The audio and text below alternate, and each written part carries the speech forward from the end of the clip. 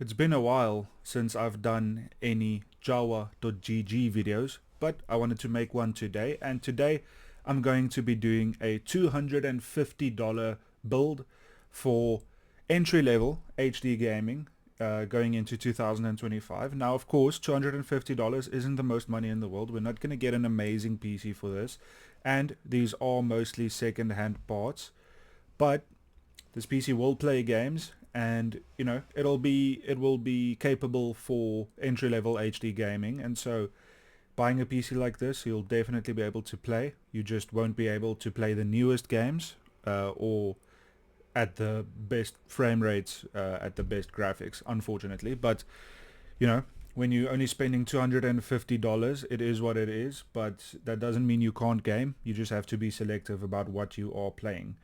And a lot of people, send me messages about these kinds of builds because people don't have all that much money. The world is in a recession, and I'm not going to make the video depressing, but it's the reality. So we have to be creative and we have to find other ways, and I think this is one of them. So starting off, we have the i5 4690K, and this is a relatively capable CPU. In terms of age, it is 10 plus years old, but it is still relatively capable just in terms of gaming, especially with the graphics card that we're going to be pairing it with. Something in my eye.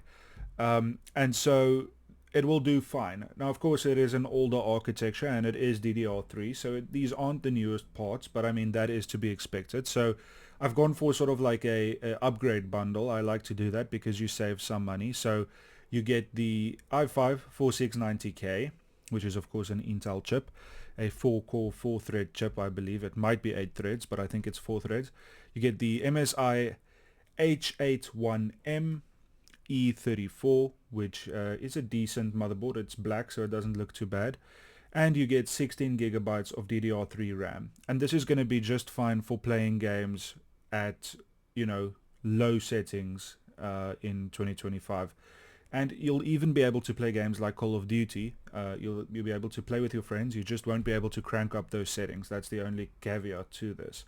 The components look to be in relatively a healthy shape. They don't look too bad. You get a fan with it, and this fan is fine for this CPU, and you get an IO shield. So all in all, not too bad. I mean, it's not the newest stuff, but it's still a computer. You'll still be able to do everything that you need to. It's just not going to be at the fastest speed. Then, moving on to graphics. And this is quite a good find. So, a GTX 980 for $70, and this is an overclocked variant. So this is the Asus, I think it's a Strix. Yes, it is a Strix. So it's a Strix GTX 980. Now, unfortunately, this is only a 4 gigabyte card, but for the sort of settings that you're going to be running at, 4 gigabyte of VRAM will be fine. And like I mentioned, you just won't be able to turn up the graphics to maximum. It's a good looking card, and Asus definitely always have and still make some of the best looking hardware in the game. Their stuff has a very cool, very metallic look to it. So the card itself looks fine. I think the price is quite good. I mean, what else can you get around this price? If you add like another $70, you could get like a 1660 or a 580. And of course you get more VRAM and a more recent architecture, but the performance difference isn't big enough to justify it, in my opinion. What else is around here for this kind of price? An R9390. It's an 8 gigabyte card, but it's weaker in terms of overall performance. A 1050 Ti, which is a 4 gigabyte card. I'm not sure what that is. It doesn't say. Don't want to open it up. A 750, 7870. So, unless you want to go for more VRAM for the older AMD card, I think this is a good choice. Now, there are use cases where the AMD card would be better, but I think just for pure gaming, I think this is a fine choice. Moving on to the SSD. Now, of course, this doesn't have NVMe support, so we do just need a normal SSD. And the Patriot P210 512 gig SSD, Going into 2025, 512 gigs isn't that much space anymore. But if you're purely going to game, you want to install Call of Duty, Red Dead Redemption, and Rainbow Six. That's about it for 512 gigs. So you might need to upgrade that some more. But just for basic gaming, I think it's fine. You want to play some single player games, those aren't as big. But honestly, just Call of Duty is massive. I mean, Call of Duty is now 300 gigs if you install Warzone and everything. So that's just sort of silly. But apart from that, you'll still be able to load quite a few games onto this. And, you know, in terms of speed, it's fine. It's you know, in comparison with the other components, it's going to be 100% fine. Then, for the case, there wasn't that many options for this.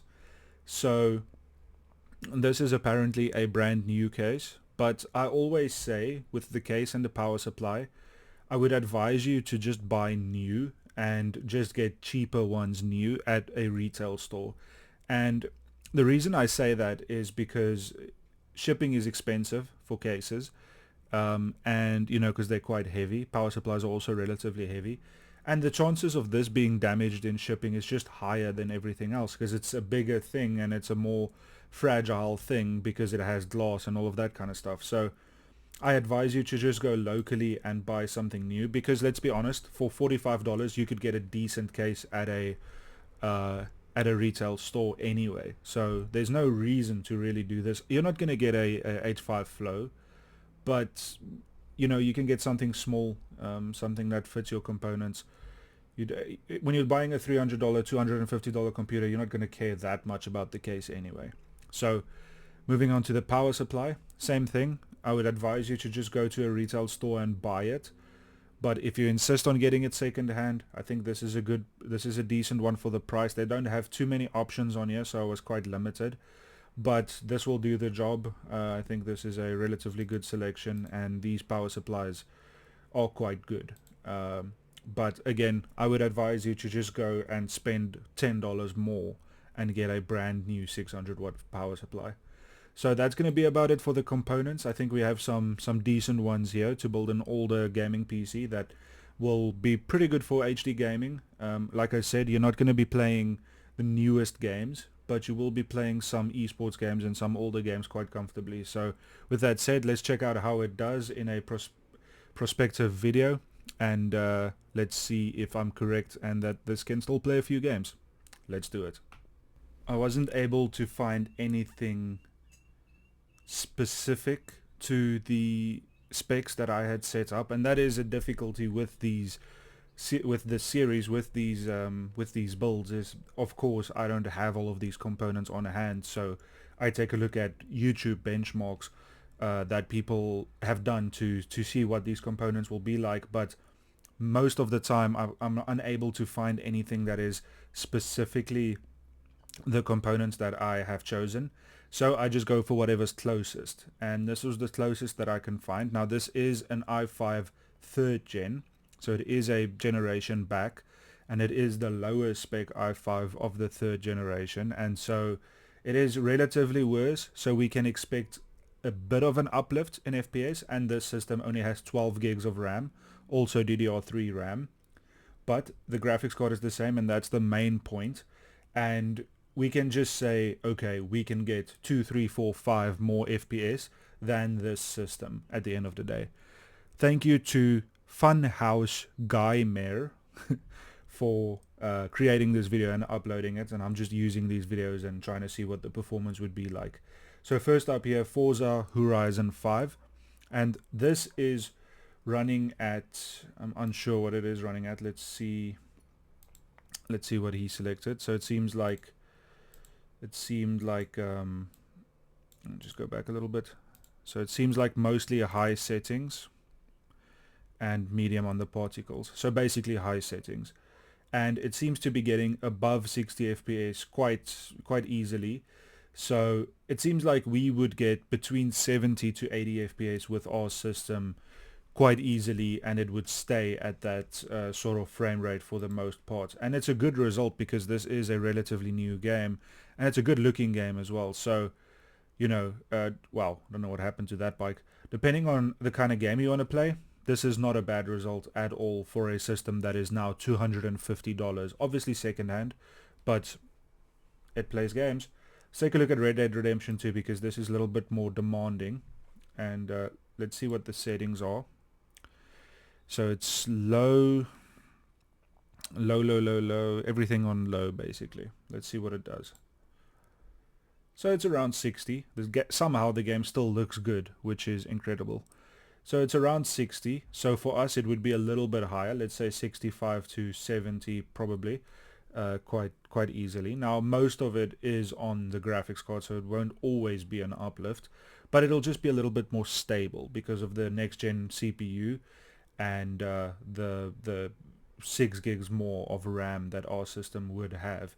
But this is a stable experience. Now I know this isn't exactly ultra graphics, but I think you can run this on medium and still have a stable experience on this graphics card, so it's quite impressive. Let's take a look at Resident Evil Village, which is also a more recent game. So seems like medium low, basically medium low settings. Let's see how it does. So it's in the 70s, and I think with our system we could probably quite easily maintain that 70s sort of frame rate at medium settings. Like I said, we do have a 1-up on the generation of this i5, and I'm unsure if it's an 8-thread CPU, but you can see a little bit of stuttering here and there with this game. I think our system would be a little bit better in terms of that. But frame rate wise, this is doing quite well. It seems to be around 75 for the most part here. Shadow of the Tomb Raider, low settings, and it's quite good. It seems to be getting around 80 to 90 quite easily. So, well, sometimes it dips. It's in the 50s now, but again, I think with our system we could play medium and have it stay at a respectable frame rate of about 60 for the most part. And lastly here we'll take a look at a Hitman. What was that? Running at ultra settings. Okay, so that's interesting because it's not a new game anymore, but it's not that old. And most of the new Hitman games are based on the same engine, so you could play Hitman 3 pretty easily if you can play this. So yeah, it seems to be on ultra settings, it seems to be above 80 quite easily, and I don't see too much stuttering, so it's quite an impressive result here. In some cases, indoor spaces, you'll get a high refresh rate even. So yeah, to summarize the experience that you would have with a PC like this, if you decide to go for the AMD variant, the 8GB card, I think it'll be similar, but I think some games like, you know, the older NVIDIA cards more. But overall, for $250, I don't think you can complain too much. I think with our system, these games would be a little bit smoother. But apart from that, everything runs relatively well. You have to play some games on low, but that is just the way it is when you have a PC that is only $250. So apart from that caveat, I think the games, they run well. The frame times are quite solid. And overall, can you game? Yes.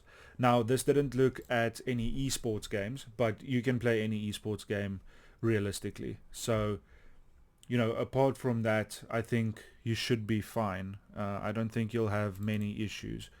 So, yeah, apart from that, I think you can have still quite a good gaming experience. So, I think that Jawa.gg is looking quite good for budget gamers. It has a lot of premium components as well, but if you're someone that just needs a few budget gamers and you do stay I said needs a few budget gamers, I mean if you need a few budget peripherals, components, screens, whatever it might be, and you do stay in the US, take a look at Jawa. I think it offers quite good value. I'm not sure about the shipping prices, but I think that's down to the sellers as well. But overall, just for pure value, it's not too bad. Take a look, and maybe there's something on there for you if you are a budget gamer and you're looking for some upgrade components. I think everyone deserves to game, even if it is at low settings. So take a look what's on there. Maybe there's something that can serve you quite well. So thanks for watching, and I hope to see you in the next one. Cheers.